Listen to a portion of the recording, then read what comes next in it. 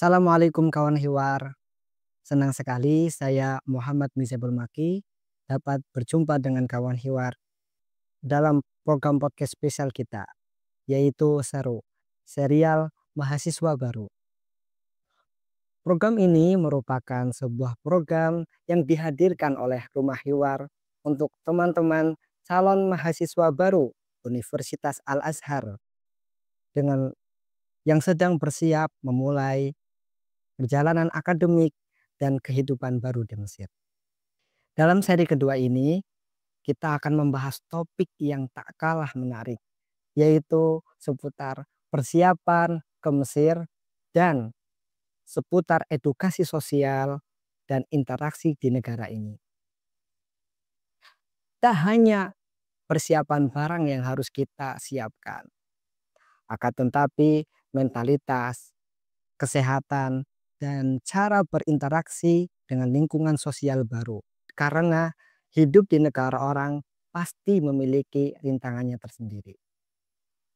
Untuk itu telah hadir bersama kita narasumber yang sangat hebat. Beliau adalah Ustadz Muhammad Fikri Mirfaqo LC. Beliau mempunyai segudang pengalaman dalam memahami kondisi sosial, budaya, dan dinamika kehidupan mahasiswa di Mesir ini. Yuk, kita langsung saja sambut narasumber kita yang luar biasa ini. Assalamualaikum Ustadz. Waalaikumsalam warahmatullahi wabarakatuh. Alhamdulillah. Gimana kabarnya Ustadz, sehat? Alhamdulillah ala kulli hal sehat, walaupun ini cuaca di Mesir sedang cukup ekstrim ya, cukup dingin. Alhamdulillah. Oke, mungkin sedikit mungkin izin Ustadz sedikit Ya. membacakan profil antum. Nama lengkap beliau adalah Muhammad Fikri Mirfaqo LC. Beliau merupakan mahasiswa pasca sarjana Kuliatul Ulum Al-Islamiyah Al-Azhar jurusan tafsir. Oke, dalam dunia organisasi beliau memiliki segudang pengalaman. Salah satunya beliau pernah menjabat sebagai Sekjen PPMI Mesir 2022-2023 dan beliau pernah juga menjadi Wakil Ketua DKKN PPMI Mesir, dan sekarang beliau sedang menjabat sebagai Dewan Penasehat DKKN PPMI Mesir 2023-2024. Dari pengalaman beliau yang telah dilewati selama hidup di Mesir, tentunya Ustadz ini sudah memiliki banyak sekali wawasan yang sangat bermanfaat bagi calon mahasiswa baru di luar sana. Mungkin pengalaman Ustadz bisa menjadi panduan praktis dan inspirasi bagi teman-teman kita yang akan memulai perjalanan di Mesir. Karena kita tahu persiapan adalah kunci kesuksesan dalam menghadapi kehidupan baru. Apalagi lingkungan asing seperti di Mesir ini.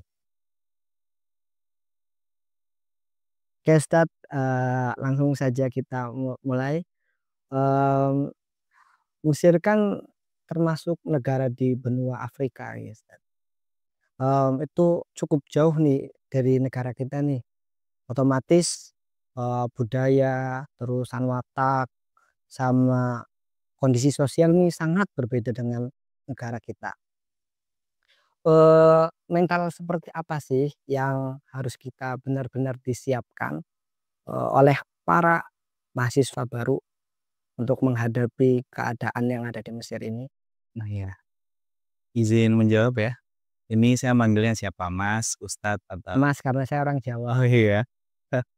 Mas Muzab ya? Mizab. Mizab. Mas Mizab. Alhamdulillah Mas Mizab. Pertama saya menyampaikan ucapan terima kasih dan salam takzim saya kepada para guru-guru, para asatid, para dakatir yang selalu memberikan kebermanfaatan, yang selalu memberikan uswatun hasanah dan qudwah hasanah kepada kita semua. Dan kemudian kami juga menyampaikan ucapan terima kasih sebesar-besarnya kepada Rumah Hiwar, terutama di medianya ya, Masya Allah. Saya sempat sangat excited sekali, saya sangat senang sekali. Ahla media fil alam, gitu. Saya lihat beberapa postingannya, kemudian beberapa up to date video-videonya yang sangat mengedukasi. Karena memang di dewasa ini kita lihat kita akan lebih mudah untuk memberikan dampak kebaikan ketika kita bisa menjangkau teman-teman semuanya secara entertainment, terutama memberikan tontonan yang menjadi tuntunan, memberikan edukasi yang luar biasa. Ya, insya Allah untuk tadi penyampaian dari Ustadz Mizab ya, Mas Mizab. Iya. Mas Mizab, saya izin memberikan pandangan saya berkaitan dengan mentalitas apa yang perlu rekan-rekan mahasiswa baru, calon mahasiswa baru miliki untuk menjadi bekal ketika mereka memiliki tujuan belajar di Mesir. Mesir, seperti mana kita ketahui, dan Mas Mizab juga sudah sampaikan, adalah tempat yang jauh dari benua Afrika dan sebagainya, tapi Mesir juga memiliki ikatan dengan Indonesia, negara kita. Mesir merupakan negara pertama yang mengakui kedaulatan Indonesia, bahkan peran-peran penting yang tidak bisa kita lupakan dari para senior-senior kita, para guru-guru kita terdahulu, dalam bagaimana mensyiarkan salah satunya kemerdekaan Indonesia melewati rancah internasional, salah satunya dari Mesir. Kalau mentalitas apa yang bisa kita bawa, kita mengartikan mentalitas ini sebagai, kalau di dalam psikologi ya, mungkin bukan bidang saya, tetapi secara pengertian definisi dari mentalitas adalah nilai-nilai, prinsip-prinsip, bagaimana cara berpikir, bagaimana perasaan untuk mempengaruhi tindakan dan perilaku atau behavior. Sehingga prinsip-prinsip tersebut dapat menjadi landasan seorang mahasiswa untuk bisa survive, untuk bisa bertahan ketika belajar di Mesir. Prinsip dasarnya adalah yang pertama, rekan-rekan calon mahasiswa baru yang alhamdulillah diberikan kesempatan bisa datang ke sini, mengenal diri kita sendiri itu jauh lebih penting ketimbang bagaimana kita repot memikirkan kita harus menjadi apa dan bagaimana. Dan kita mengenal diri sendiri, kita tahu motivasi apa, tujuan apa yang akan kita tempuh ketika masa studi di Mesir. Ya, ya. Mesir ini Ardul Anbiya, Manaratul Islam, Zahratul Hadaik. Ya, negeri di mana tempat para anbiya, tempat para ilmu yang sangat ilmuannya sampai kepada baginda kita Rasulullah Shallallahu Alaihi Wasallam. Sehingga mentalitas pertama yang dibangun adalah mengetahui tujuan utama. Yang kedua adalah mentalitas berani dalam mengambil jalan, karena jalan di Mesir ini saya bilang Masya Allah terjal. Ya, Iya, benar. ada tantangannya. Jadi jangan sampai teman-teman lupa pada tujuan awal, maka mentalitas di awal adalah selalu ingatkan diri Anda dengan motivasi. Motivasi apa yang membawa Anda untuk bisa mencapai tujuan tersebut. Yang kedua, kenali diri Anda, karena di Mesir Anda punya tujuan utama primer untuk bisa sukses di Civitas Akademika, berkuliah di sini di Al-Azhar ataupun kampus-kampus yang lain, dan juga mengembangkan kemampuan dan potensi terbaik. Ya, itu potensinya. Jadi mentalitas ada 3 hal, menurut saya. Yang pertama adalah mentalitas tangguh, pantang menyerah. Tangguh pantang menyerah, karena kalau tidak punya kemauan pribadi, saya rasa minal muhal atau hal yang sangat mustahil teman-teman bisa survive di sini. Yang kedua, selalu mentalitas untuk tajdid niyah. Even the best can be improved, hal yang terbaik pun bisa kita kembangkan, maka selalu menggali potensi terbaik. Mentalitas terakhir adalah kita memberikan kebermanfaatan. Itu 3 manfaat ini atau 3 potensi mentalitas ini harus dijaga sama rekan-rekan mahasiswa baru, sehingga ketika diterpa masalah dia tidak berhenti. Ketika diterpa sebuah hal-hal yang memberatkan mereka, mereka bisa mencari solusi yang terbaik. Iya. Kurang lebih seperti itu ya mentalitasnya Ustadz Mizab ya. Berarti ada 3 poin 3 poin tadi. penting. Tadi ada tangguh, Benar. terusan ada Mengetahui diri sendiri, dunia, dunia, benar. sama satu lagi Ustadz, Tadi satu lagi bagaimana kita bisa mengetahui apa yang menjadi tujuan utama kita Oh, mengetahui dan tujuan tujuan utama utama. kita. Ya. Sekarang nih Ustaz, masalah yang paling sering dialami oleh mahasiswa Mesir nih Ustaz. Mahasiswa Indonesia yang ada di Mesir Ya, ternyata lingkungannya sangat bebas Ustaz. Eee, Bagaimana sih, cara untuk mengantisipasi hal-hal tadi kebebasan yang ada di mhm, Mesir itu Ustaz? oke. Pertama untuk kita memberikan label mahasiswa Indonesia di Mesir, berarti rekan-rekan mahasiswa kita yang belajar di Mesir ya, berasal dari negara Indonesia. Sedangkan untuk bebas, ini namanya bebas ini pasti ada batasannya. Jadi tidak ada kebebasan yang mutlak. Bahkan kata-kata freedom atau al-hurriyah, hurriyatul mar'i mahdud bi hurriyati akhihi, itu sebuah hal yang kita yakini bersama, kebebasan kita akan terbatas dan kebebasan orang lain. Kalau mungkin di bidang aktivitas akademika, setahu kami sejak tahun 2003, rekan-rekan senior mengenal aktivitas akademika di Mesir. Mesir ini memiliki hal yang luar biasa, Al-Azhar terutama ya. Iya.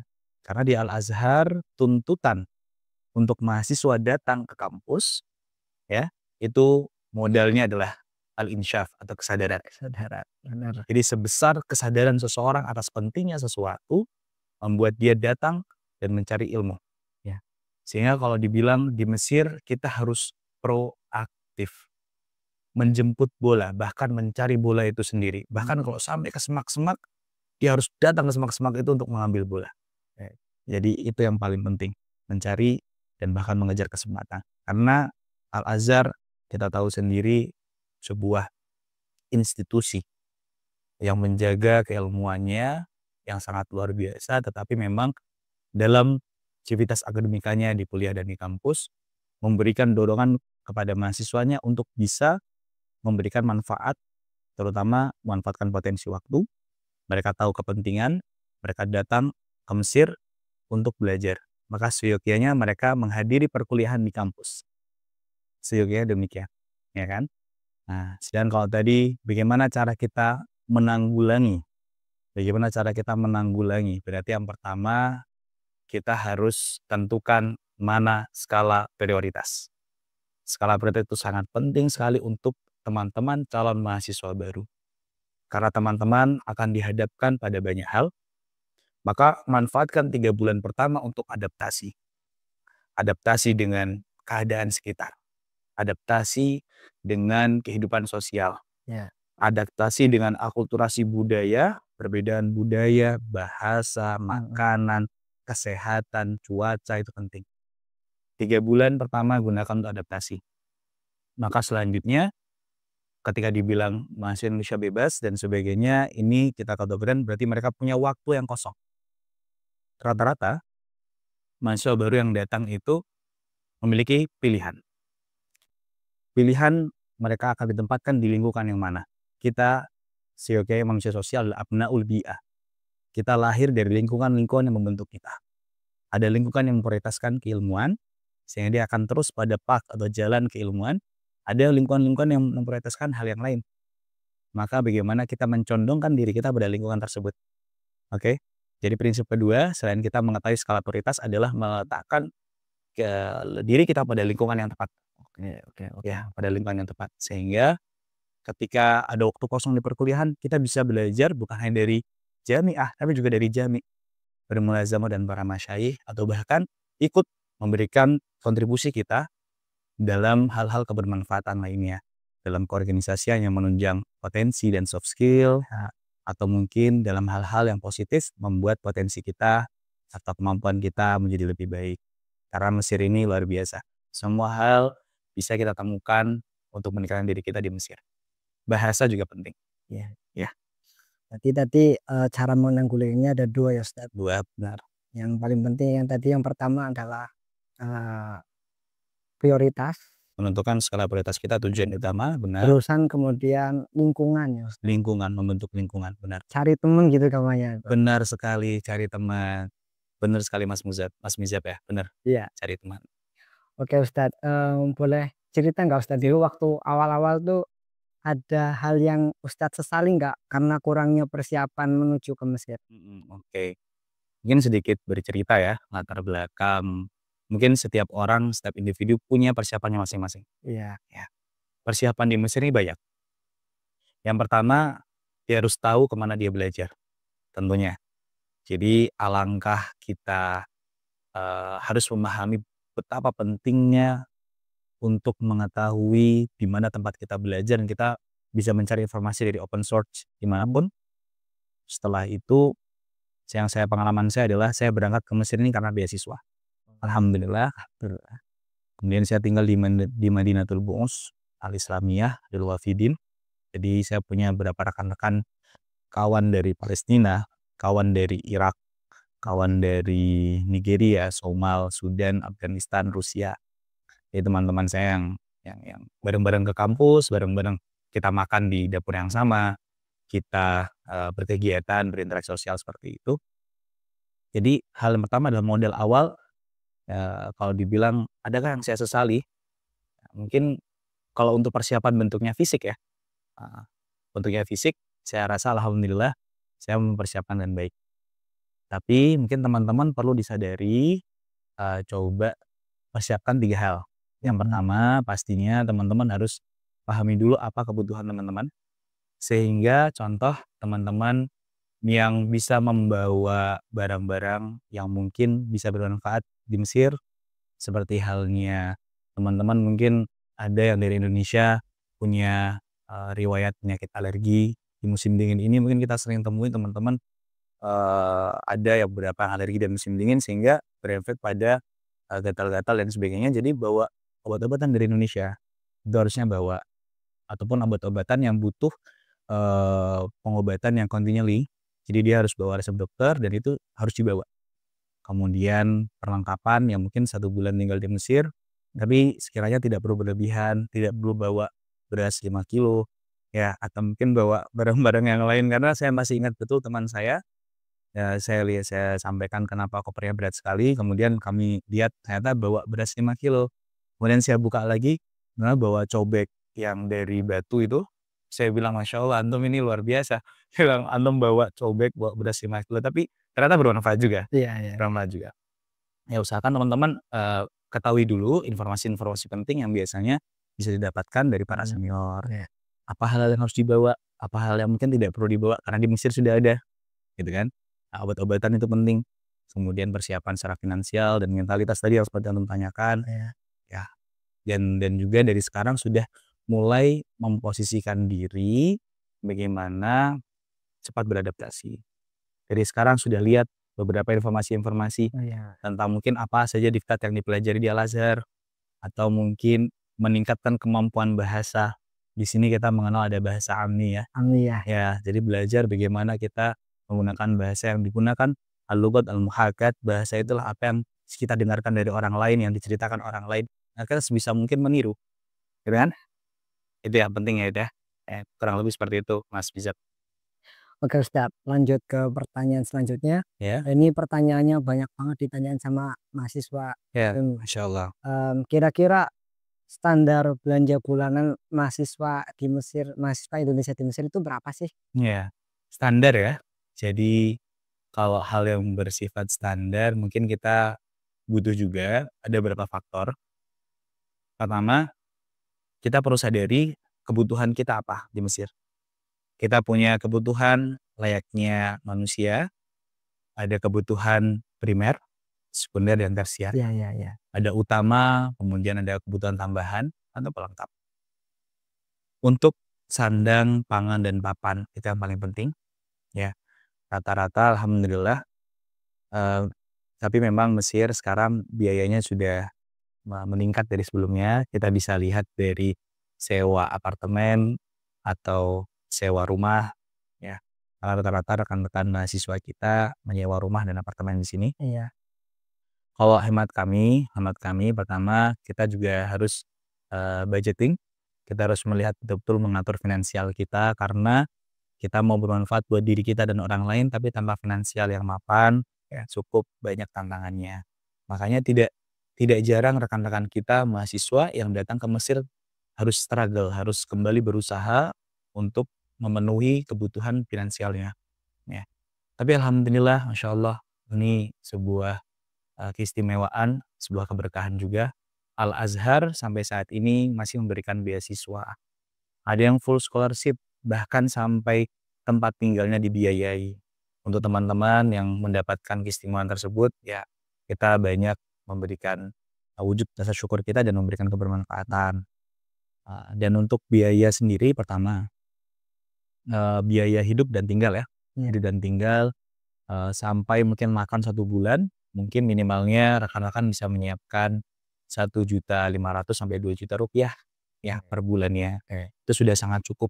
1.500.000 sampai 2 juta rupiah itu berhemat tapi ya cukup pas-pasan, alhamdulillah ala kulli hal. Kemudian berkaitan dengan itu untuk masalah untuk meng-cover kebutuhan untuk bulanannya, tempat tinggal, membayar listrik, air, kemudian untuk makan, ya mungkin itu untuk papan ya, untuk tempat tinggal. Untuk sandang, pakaian, mungkin teman-teman yang baru sudah memiliki pakaian yang bagus, yang bawa dari Indonesia itu sudah cukup. Mungkin di sini mungkin bisa berburu jubah yang murah dan sebagainya. Mungkin alhamdulillah insyaallah bisa. Mungkin selain itu untuk pangan ya, yang teman-teman segera beradaptasi. Dan kalau di sini kita tahu roti yang sering digunakan sebagai konsumsi harian untuk warga lokal atau pribumi Mesir adalah roti ish. Ya, kita mencoba untuk beradaptasi. Mungkin sekali 2 kali makan nasi, tapi nasi juga menjadi makanan pokok di sini. Jadi sangat mudah untuk mendapatkan nasi, jadi teman-teman tidak perlu khawatir. Tempe juga ada yang berjualan di sini, tempe dan sebagainya, tahu dan sebagainya ada. Tapi mungkin harganya yang berbeda ya. Ya, berhal lebih mahal. Jadi insya Allah dengan telur, sayur, tapi sayur di sini masya Allah murah. Murah dan gede-gede, Ustaz. Dan besar-besar, fawakihat dan semua khadrat ini murah dan bisa diakses, kan? Sehingga insya Allah tadi kesimpulannya adalah 1.500.000 sampai 2 juta rupiah itu sudah sangat cukup. Ya. Untuk makan dan tempat Untuk tinggal. makan, tempat tinggal, mungkin nambahnya transportasi, pulsa internet, ya. Mungkin akan ada beberapa hal yang dirincikan ya, mungkin bisa jadi informasi. Tapi itu berbeda-beda tergantung keadaan masing-masing, ahwal dan zuruf. Untuk teman-teman secara normalnya setiap bulannya menghabiskan ya kurang lebih untuk transportasi, uang tambahan atau jajan, ya kan. Kemudian juga perlu digarisbawahi pertama tempat tinggal. Ya, Tempat tinggal sekarang kira-kira kita ada beberapa tempat distrik mahasiswa sejak tahun 2013 dan 2015 semua mahasiswa disentralkan di Kairo, di provinsi Kairo. Karena memang ada giat pemerintah yang memang mengharuskan kita, kebijakan pemerintah mengharuskan kita untuk stay di provinsi Kairo. Sehingga ada beberapa distrik ya, terutama di Madinatun Nasr dan Darasah dan Gamaliyah dan sekitarnya, atau Hai Ashir dan sekitarnya, Hai Sabi dan sekitarnya, yang masih cakupan Madinatun Nasr. Kira-kira biaya juga berbeda-beda.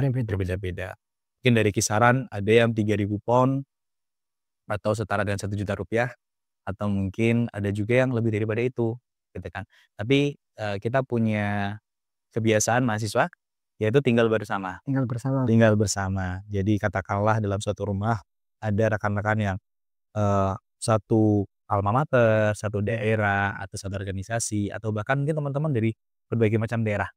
Tinggal mungkin sekitar 5 atau bahkan sampai 9 orang tinggal dalam apartemen yang sesuai dengan ukuran rumahnya, yang sesuai dengan teman-teman jumlahnya. Ya insya Allah sangat tercover ya. Kalau 5 orang tinggal di satu apartemen yang sewanya 1 juta rupiah, tadi bisa dibagi. Iya. Dibagi per teman-temannya. Tapi rata-rata sekarang sudah 2 juta rupiah kurang lebih. 2 juta. 2 juta rupiah itu dibagi 5 orang. Katakanlah begitu. Berarti luar biasa kalau 2 juta rupiah dibagi 5-6 orang sudah sangat mengcover. 250 sampai 300 ribu rupiah sudah cukup untuk membayar uang sewa. Mungkin mentoknya 400.000 dengan listrik dan air. Gitu kan? Itu untuk tempat tinggal. Berarti kemudian tambahannya untuk makan. Makan bulanan kalau kita stok beras, kita beli yang 5 kilo, 10 kilo, teman-teman masak beras, nanti lauknya masing-masing juga lebih mudah. Sekarang 1 kilo sekitar 35 pon ya, 35 pon. Nah itu kalau kita bisa patungan, kemudian makan bareng-bareng tajamuan, dengan karakter kita santri-santri atau teman-teman makan bareng-bareng lebih mudah. atau mungkin Beli jadwal piket. jadwal piket juga ada, seperti itu, lebih mudah. Jadi insya Allah untuk biayanya teman-teman tidak perlu khawatir, yang terpenting adalah kesehatan. Kesehatan karena apa? Karena ketika teman-teman tidak bisa hidup sehat, atau teman-teman malah datang ke Mesir kemudian tidak bisa struggle, tidak bisa belajar karena masalah kesehatan, justru akan menimbulkan mudarat yang lain. Ya, mudarat yang lain itu yang paling penting. Sehat, bisa kan? Penting sehat ya. Yang penting sehat. Berarti sebelum kita berangkat ke Mesir ini harus ngecek kesehatan kita dulu. Ada treatment halnya yang penting tadi saat Mas Mizab ya. Pengecekan kesehatan itu hal yang penting sekali. Karena begini, di Mesir untuk masalah kesehatan kita ada perbedaan, kita bisa bilang ya budaya. Bagaimana rekan-rekan Mas Indonesia, mungkin kalau di Indonesia kita sakit kita bisa langsung berobat ke dokter, kita ada barrier, kita ada kendala bahasa. Satu. Nah, yang kedua keadaan fisik kita berbeda. Keadaan fisik kita berbeda dengan orang Mesir. Oke? Orang Asia berbeda fisik dengan orang Mesir, sehingga ketika kita berobat di rumah sakit Mesir untuk penyakit tertentu, maka akan menimbulkan permasalahan lain. Ya, qadarullah beberapa rekan-rekan mahasiswa Indonesia yang kita harus sampaikan kepada rekan-rekan secara langsung. Nah, ketika teman-teman membawa atau mengidap penyakit, terutama penyakit yang kronis dan menahun, datang ke Mesir dan kemudian qadarullah kambuh, kami sarankan untuk segera pulang lagi ke Indonesia. Ya, karena apa? Walaupun kita punya teman, ya, tidak bisa sedekat keluarga yang merawat. Jadi alangkah lebih baiknya ketika sakit, kita yang paling tahu kondisi kita adalah diri kita sendiri. Ya. Untuk mengcover biaya rumah sakit memang seyogianya rekan-rekan punya, kalau kita sampaikan seharusnya ada seperti asuransi kesehatan, itu sebenarnya hal yang mutlak dan harus. Semoga mungkin rekan-rekan Persatuan Pelajar Mahasiswa Indonesia bisa mengcover untuk membantu mencarikan jalan ke sana, atau mungkin memiliki pandangan yang lain terkait bagaimana mengcover kesehatan. Karena qadarullah beberapa waktu terakhir ada peristiwa yang tidak mengenakan, ada kurang lebih 5 kali peristiwa kecelakaan yang melibatkan mahasiswa Indonesia di Mesir. Mulai dari kecelakaan kendaraan umum sampai dengan kecelakaan ketika menyeberang sehingga tertabrak. Qadarullah beberapa mahasiswa dan mahasiswi kita harus dirawat dan melakukan operasi di Mesir. Nah, atau bahkan qadarullah di beberapa tahun sebelumnya kurang lebih ada lebih dari 10 mahasiswa kita dalam 4 tahun terakhir yang meninggal dunia di Mesir akibat sakit. Ada beberapa sakit penyakit kronis yang dimiliki, penyakit pernafasan, sehingga qadarullah tidak tertolong dan kemudian meninggal dunia di Mesir. Ini adalah lika-liku yang tidak bisa kita pandang sebelah mata dan harus dipersiapkan betul-betul. Mungkin kurang lebih itu ya, Mas Rizak ya.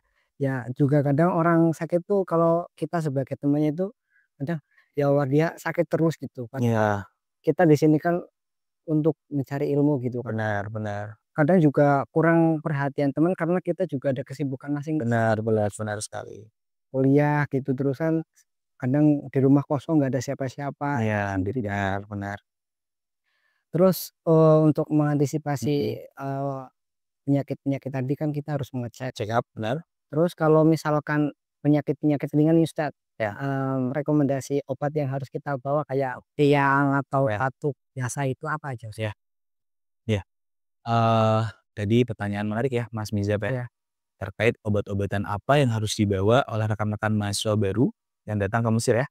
Pertama, terkait mahasiswa baru atau calon mahasiswa baru yang datang ke Mesir, usahakan teman-teman mengenali treatment diri antum dengan obat-obatan sesuai dengan apa dan kebutuhan antum. Antum tahu kalau antum punya alergi, maka usahakan membawa obat alergi yang dari Indonesia.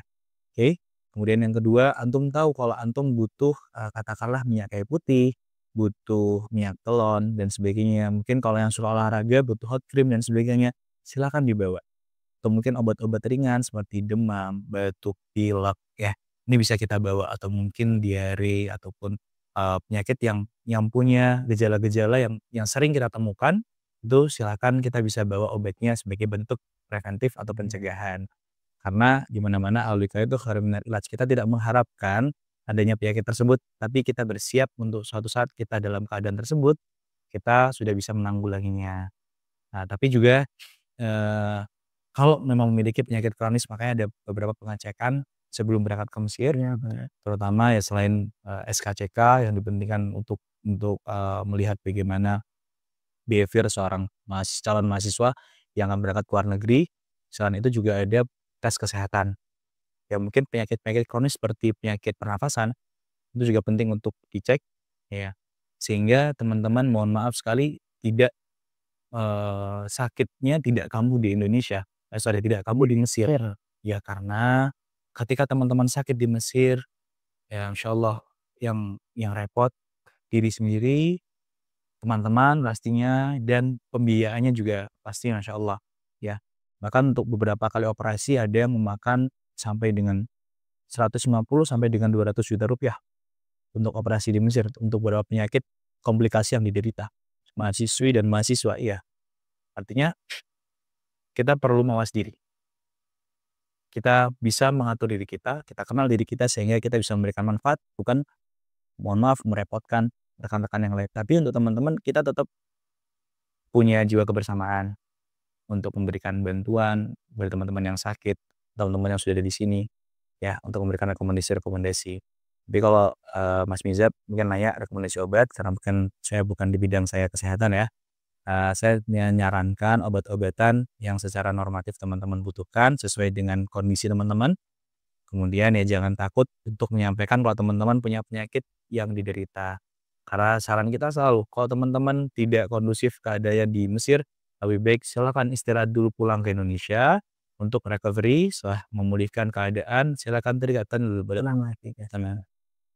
Oke Ustadz, sangat menarik ya pembahasan kita kali ini. Memang bukan hanya apa namanya akademik yang harus kita persiapan untuk ke Mesir, akan tetapi kesehatan justru penting kita harus perhatikan juga. Oke, kita setelah selesai membahas satu pembahasan yang cukup menarik, kita akan lanjut pembahasan kedua yang tidak kalah menarik di part 2. Oke, sekian dari saya. Wassalamualaikum warahmatullahi wabarakatuh. Waalaikumsalam warahmatullahi